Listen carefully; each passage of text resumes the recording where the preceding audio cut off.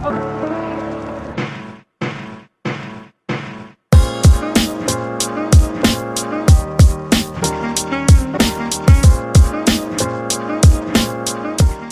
guys, today is really more about the mundane things that happen in my life. You know, most of my life is pretty exciting, and I'm working with animals, and I've got company, and I'm traveling, but the truth is that there are plenty of days, and today is one of them, that it's kind of boring. And by boring, I basically mean when we do things that don't have to do with animals. Today, and really part of tomorrow, we have to load up a bunch of cages that are in a storage unit at Lori's dad's house, and and they got to get shipped out to the East Coast. So that by no stretch is a fun task, but again, it's just part of doing business. I like the shoes. There's the trailer right out there.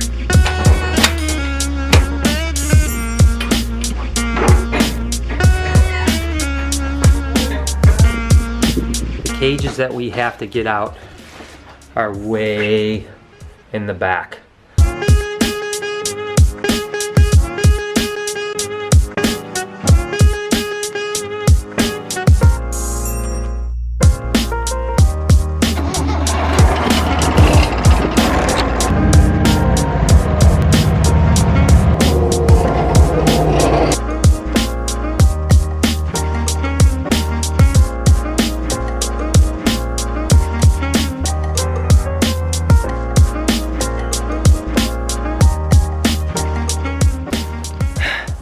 So basically we're done loading that up. And again, you know, a lot of people think that business is all about, you know, the stuff that you see. In actuality, usually successful business is a lot about a bunch of garbage that you have to do. And we still have more to ship out later, but at least we got this done today, and then I can get back over to the shop and hopefully get a little bit of snake work done. Although I don't see myself doing all that much because it's getting late in the day. To be successful, you have to be willing to sacrifice on all levels, you know? But again, if you're doing something that you really love, which is what I do, it's okay to sacrifice. And don't get me wrong, loving, you know, putting cages in a truck is not exactly what I want to do with my life, but it's all part of it, right?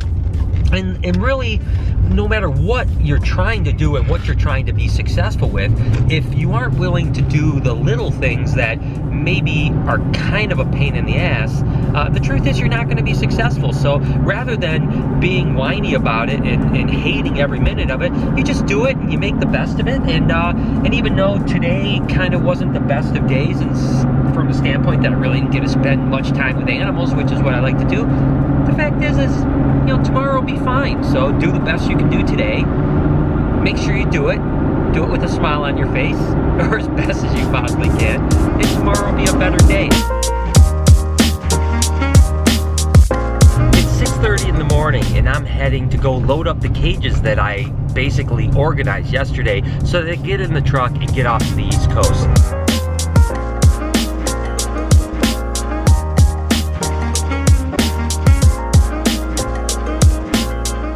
So somehow I have to try to get that pallet jack off the truck myself and into that trailer by myself.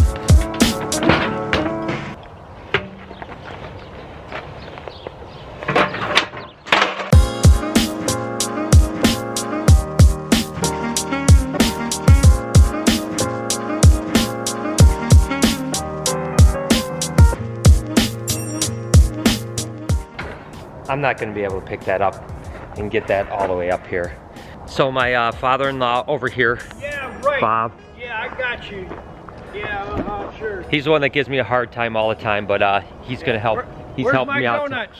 Where's my donuts? I want donuts. You guys I have to bribe him with donuts. If Lori doesn't show up with donuts, we're in big trouble. But thanks to my dad over here, we're going to get a chance to get this stuff packed up. And of course, it's his property that he allows us to keep all this stuff over here at. So we're pretty fortunate, but not too bad. We just have to pack up today. We just have to get these over here and those over there onto that truck over there. So shouldn't be too bad. The hard work was really yesterday. So we'll get this packed up in a few hours and hopefully get on our way and get back to the shop and get some work done.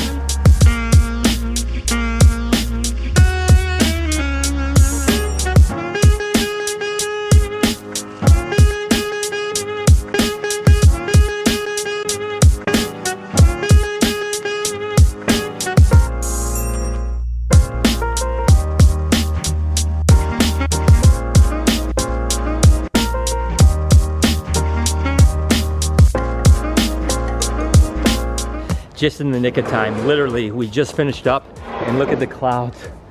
It's starting to rain. It's just... So the last thing we really have to do here before I can head out is to get this high-low here onto that trailer there. What could possibly go wrong?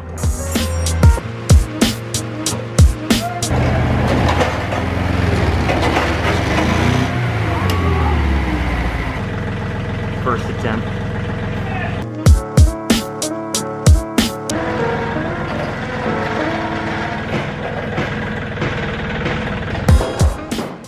Second attempt.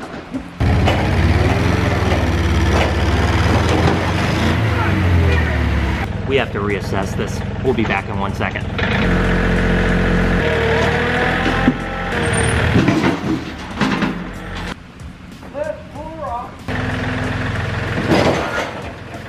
Number 3, we're gonna get it this time.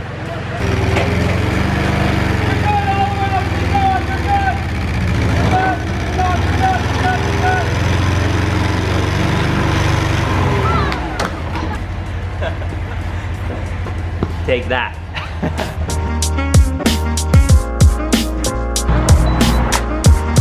Hey guys, what's going on? Hey. Long time no see. Yeah. I've been MIA, moving cages, so what's going on? Anything on there? Working on the vlog. It's a bit late because we had some technical difficulties with SnakeBytes. Yeah, what the heck happened? I mean, we just couldn't get it to export? It kept freezing and crashing 5 times. Do you have any idea how we fixed it, or you don't know? I exported it at a lower resolution. I didn't change it from stereo to mono. Okay. And the destination for the drop file was just a random file, like in a random vlog file. Okay, what a nightmare. One time, and Steph will like attest to this, it froze at 100%. Oh my god. I feel like that happened more than one time though.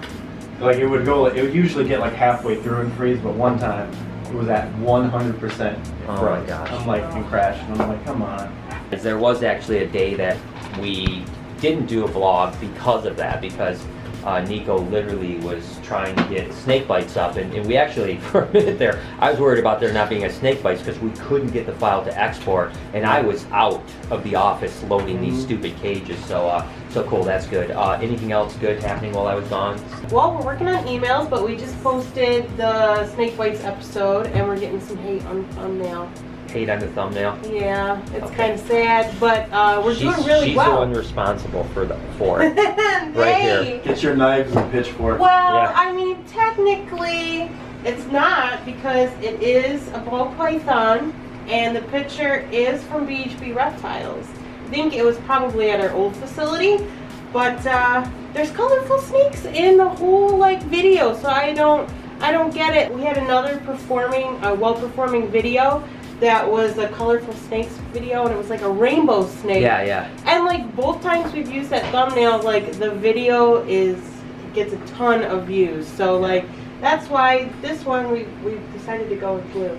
So People can say all they want about clickbait, but the thing about clickbait is that it works. Yeah. Our 2 biggest videos on our channel that have 9 million views on one and 6 million views on the other both have sensational thumbnails. oh my god, and way worse, right? Way worse. They're A like tiny giant- person and a humongous snake. So. Yeah, but it works. So I'm going to do a vlog about this because, I hear this all the time about clickbait, and I'm pretty passionate about this topic. So I'm going to do an entire video just explaining to you about clickbait so you guys understand the difference between real clickbait and trying to get you to click on a video that is at least pertinent to what the title and thumbnail is. But hey, listen, yeah, we do sensational titles, we do sensational thumbnails because we want people to watch. We need people to watch, because if people don't watch, we can't keep making the show. I mean, that's just the bottom line. So so we will literally, I'm going to start working on that right now. I'm going to do by next week, there'll be a clickbait video out there for you guys so that you understand the whole ins and out of being a YouTuber and why we do the things we are. So, okay, all right, guys, I'm going to get back to work and go check on some snakes.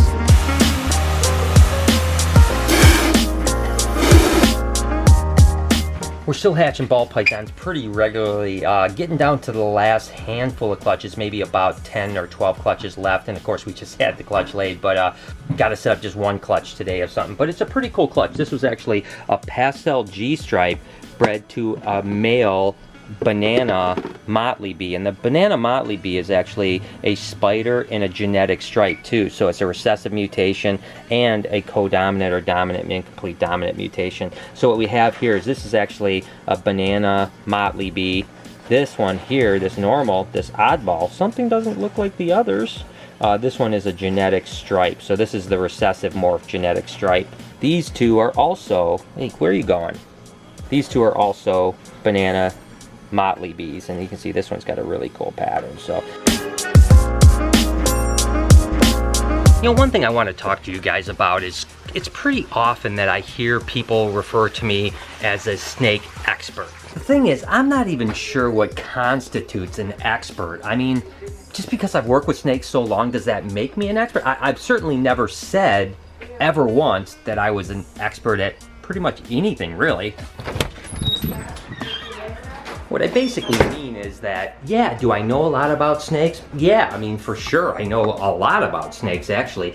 But I don't want anyone to ever think that I'm an expert, because the truth is, I'm always learning all of the time. I mean, I can't imagine a time when I know it all, or I feel like I have so much expertise that I can, you know, tell you guys everything about them. I mean, isn't that what an expert is, where you almost know everything about a subject matter? And I'm going to be the first one to tell you, I literally learn about animals every single day of my life. And heck, I gotta be honest with you guys, there's a lot of times I make huge mistakes, you know, whether I'm posting something online or say something in a video, or even practically making mistakes, to be honest with you. It happens. I'm human. I don't know everything. I'm learning, and with thousands of species of snakes out there, just in snakes, not even reptiles or not even animals, how is it even possible that I would know everything about every single thing? Don't get me wrong, I've learned a lot, and I know a lot more than the average person for sure.